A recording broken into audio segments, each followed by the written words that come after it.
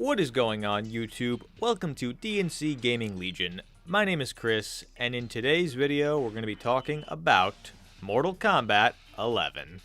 So Mortal Kombat 11 was a game I was very excited for, and in my opinion it had the potential to be a 10 out of 10 perfect Mortal Kombat game.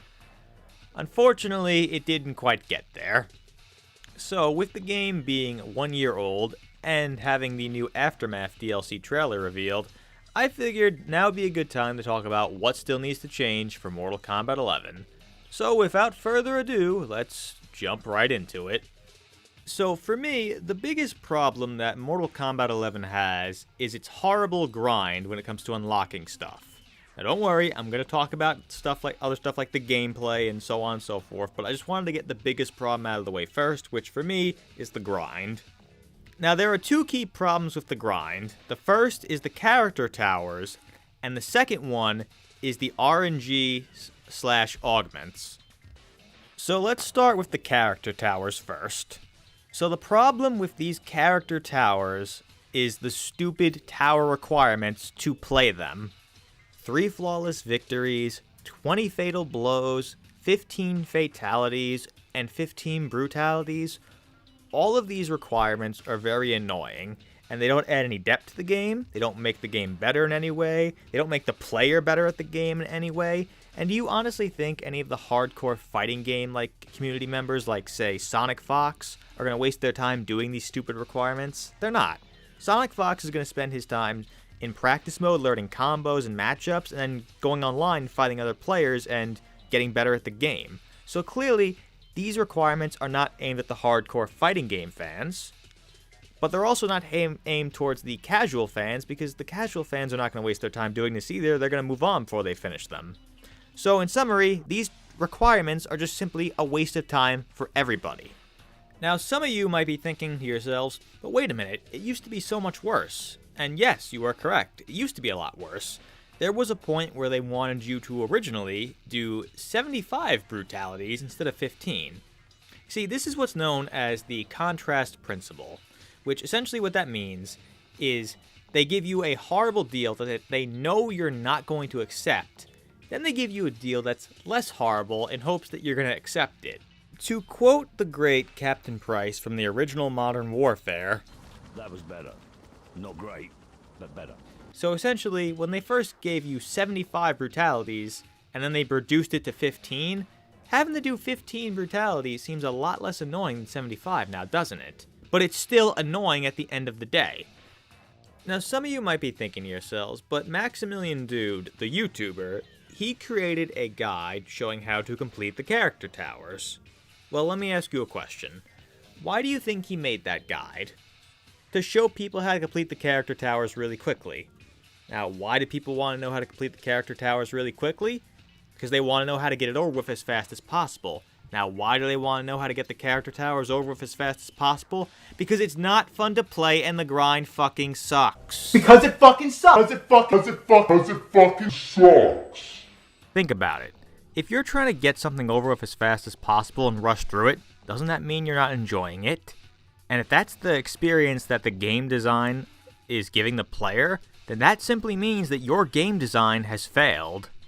Let's look at the 20 fatal blow requirements, for example. So the fastest way to do this is you equip the tower item, Orb of the Dragon King.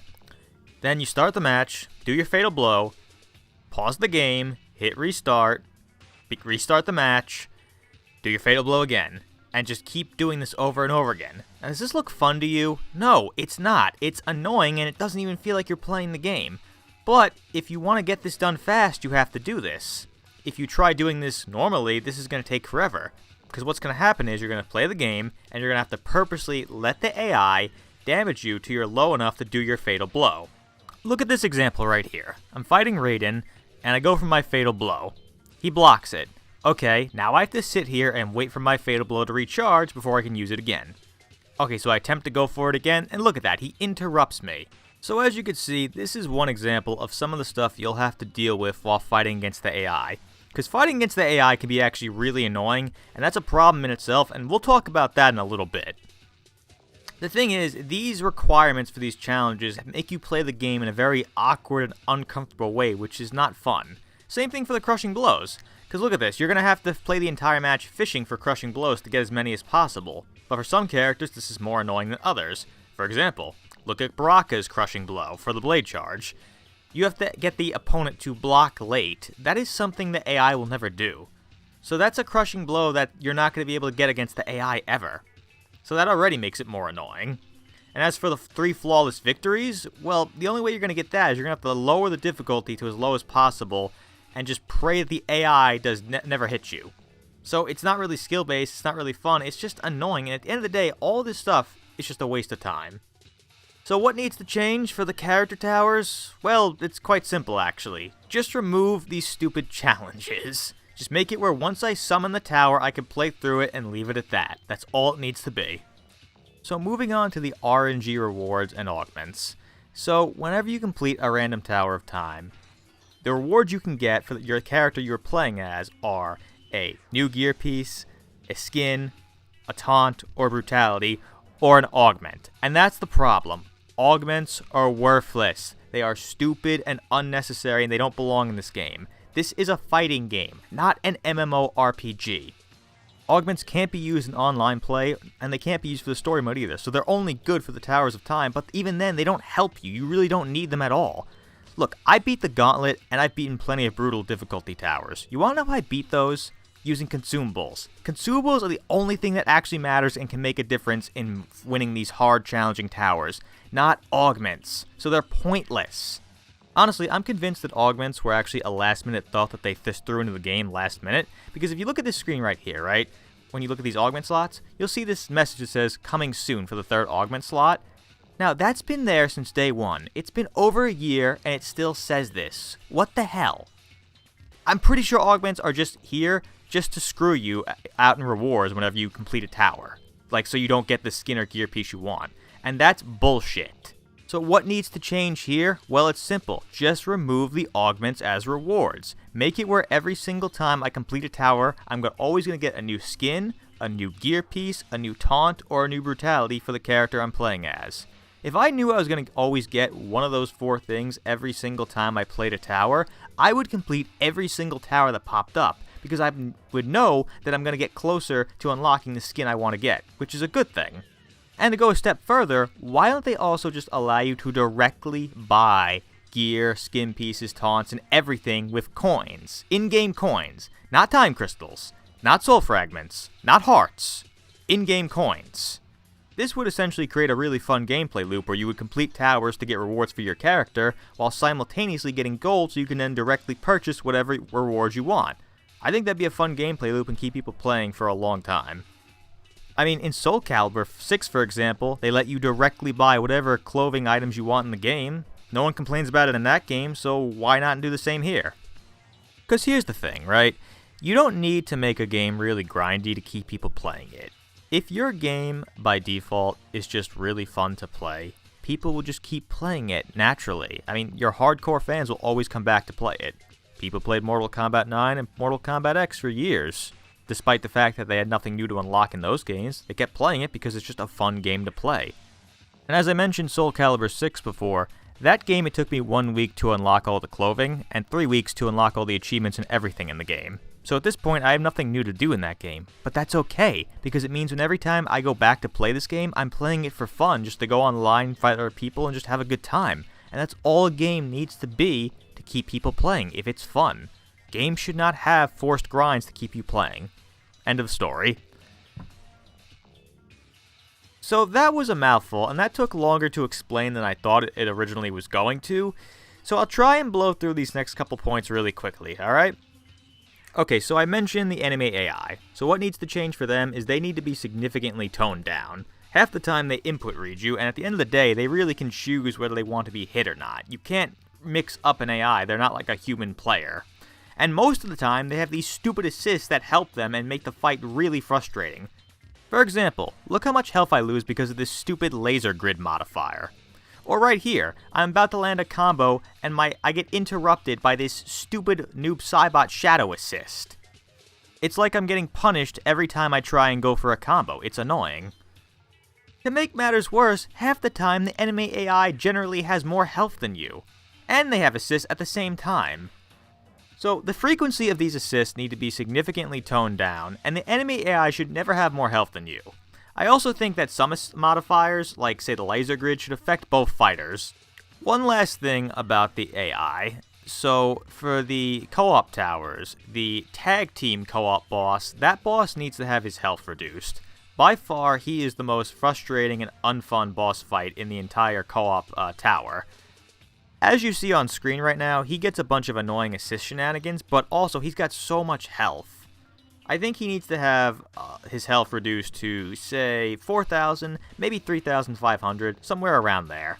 Because right now, the most effective strategy I found to defeat these co-op bosses is to just go offline, pick Jade 2 times, and then just zone him out while using the anti-zoning ability that Jade has. And that's just really boring and not fun to play. Now to be fair, if the grind in this game wasn't a problem, then dealing with the AI's BS wouldn't be as annoying. Alright, let's talk about some gameplay changes. One of the things I would like to see them bring back from Mortal Kombat X is being able to combo into normal grabs. I always thought that was one of the coolest features that game had, and I think it'd be even cooler in this game because what if you get, say, the grab crushing blow and then you combo into the grab and get the crushing blow? I think that'd be really cool. Or imagine comboing into a grab brutality. I think that'd be awesome. Now, speaking of brutalities, another thing I would like to see them do is remove brutality requirements. Every brutality should just be ending the fight with a specific move and holding down a button.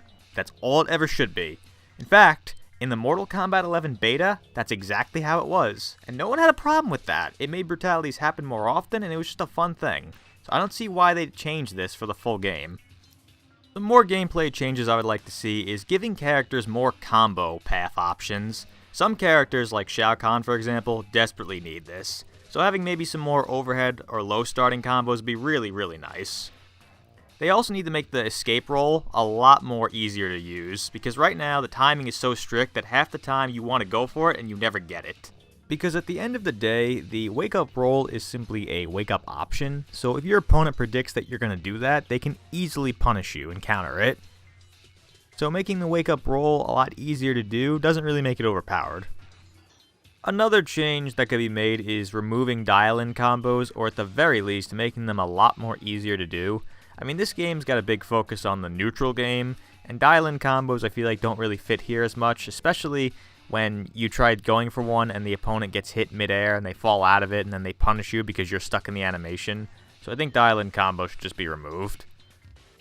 Alright, so let's quickly talk about Combat League. So for Combat League, they should remove variations and just allow you to equip whatever moves you want like you could in the regular game. Instead, NetherRealm should focus on simply buffing and nerfing all those moves that you can equip, instead of just being lazy about it. Now, as for the Combat League rewards, I personally believe that all of the Combat League rewards should be available to purchase with coins 1 month after the Combat League season ends. That way, anybody that missed the Combat League or just wants to get their hands on those skins can still get them. At the end of the day, everybody wins, and it's perfectly fair. Alright, last point, and then I'm going to wrap up this video. Okay, so the female character outfits. A lot of the female characters in this game got really toned down, and a lot of their outfits are not like traditional Mortal Kombat outfits. A lot of them are, covering up the character, not showing much skin. And I just feel like that's not good. They should allow, they should offer variety for everybody, make everybody happy. If they want to have, conservative kind of like skins for characters, that's fine, but they should still have the traditional ones to satisfy the loyal fans that have played Mortal Kombat for years. So please, give us a lot more classic traditional outfits for female characters, or just characters in general, alright? And those are all my thoughts on what I feel like Mortal Kombat 11 needs to be a perfect 10 out of 10 game. Obviously, I might have missed a thing or two here and there, and I'm curious what you guys think. Do you agree with my thoughts? Do you disagree? Leave your comments down below. And if you liked the video, hit the like button down below, hit the subscribe button down below, hit the bell icon for notifications, and thanks for watching. This is Chris from D&cgaming Legion, signing off.